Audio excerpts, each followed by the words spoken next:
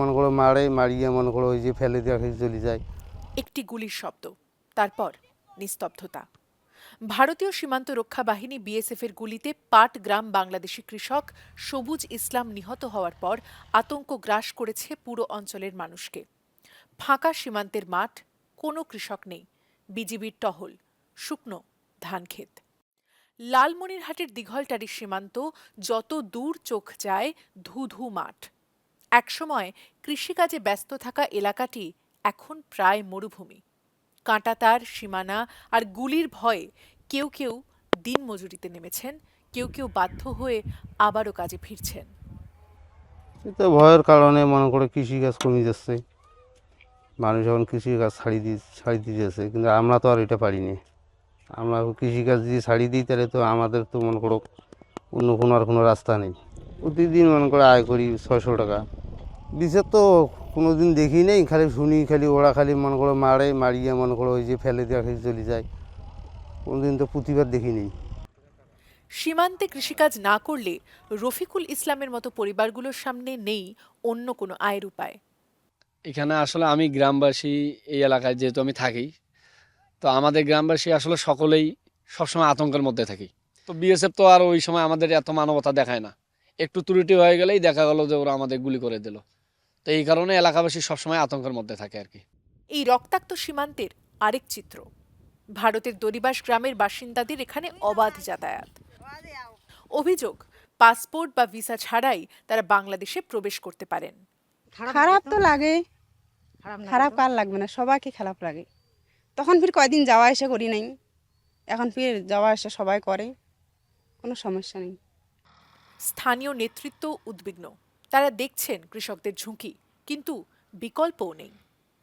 এদের মাঝে সমস্যা হচ্ছে, মানে আমরা ওই যে জিরো লাইনে যেহেতু হাল চাষ করা লাগে, মানে ধান আনা লাগে বা ভুট্টা চাষাবাদ করা লাগবে, মানে ওখানেতে আমরা যে যাব, মানে ওরা যে বিএসএফ মানে আমাদের কথা বোঝে না বা আমরা ওদের কথা বুঝি না, এই জন্য আমাদের একটু সমস্যা হয়। এই যে আওয়ামী লীগ সরকারের দীর্ঘ 17 বৎসরে লালমনিরহাট, শুধুমাত্র লালমনিরহাট সীমান্তে প্রায় 35 জনকে পাখির মতো গুলি করে হত্যা করা হয়েছে। এদের কোনো বিচার হয় নাই। কৃষকরা মাঠে কাজ করছেন আর ঘরে বসে থাকা পরিবারগুলো দিন কাটাচ্ছে আতঙ্কে। তখন অনেক টেনশন হয় যে এখনো আসে না কেন, ওই দিকে গেছে, এরকম টেনশন হয়।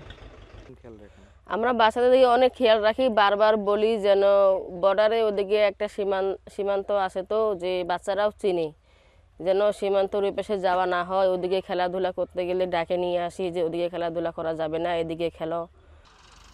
ঘটনার পর বিজিবি সীমান্তে টহল বাড়িয়েছে, কিন্তু কৃষকদের আতঙ্ক কাটেনি। সীমান্ত হত্যা এটা কোনোভাবেই কাম্য না। অবৈধ অনুপ্রবেশ অবশ্যই একটা আন্তর্জাতিক আইনে অপরাধ, বাট আবার আন্তর্জাতিক আইনে বলাও রয়েছে যে অবৈধ অনুপ্রবেশের জন্য তাকে কিভাবে হেফাজতে নিতে হবে, আইনের হেফাজতে নিতে হবে, সুস্পষ্টভাবে লেখা আছে। লেথাল ফোর্স যেটাকে বলা হয় প্রাণঘাতী, যেটা মৃত্যুবরণ করতে পারে, এটা হচ্ছে কি সর্বশেষ পন্থা যদি আমার নিজের জীবন বিপন্ন হয়। তো একজন নিরস্ত্র লোক কিভাবে তাদের জীবন বিপন্ন করলো, এসব বিষয়গুলি আমরা আমাদের প্রতিবাদ লিপিতে আমরা তুলে ধরি। যে লাস্ট যে ডিজি লেভেল মিটিং হয়েছিল, এই মিটিংয়ে আমরা লাস্ট কিছু ঘটনা এরকম তুলে ধরেছি এবং তারা আমাদেরকে আশ্বাস দিয়েছিল যে তারা নন লেথাল পলিসি গ্রহণ করবে, যে তারা সাউন্ড গ্রেনেড ইউজ করবে এবং রাবার বুলেট ইউজ করবে। তারপরও যে সম্প্রতি যে ঘটনা ঘটেছে, আমরা সাথে সাথে প্রতিবাদ লিপি জানিয়েছি। কৃষক হত্যার ফলে সীমান্তে থমথমে পরিস্থিতি, ভয়, অনিশ্চয়তা আর দারিদ্র্য, বিপর্যস্ত সাধারণ মানুষ। একদিকে ভারতীয় নাগরিকদের অবাধ যাতায়াত, অন্যদিকে বাংলাদেশি কৃষকের গুলিতে মৃত্যু। প্রশ্ন উঠছে দুই দেশের সীমান্ত ব্যবস্থাপনা ও মানবাধিকারের উপর। সবুজ ইসলামের মতো মানুষের জীবনের মূল্য কি শুধু সংখ্যা?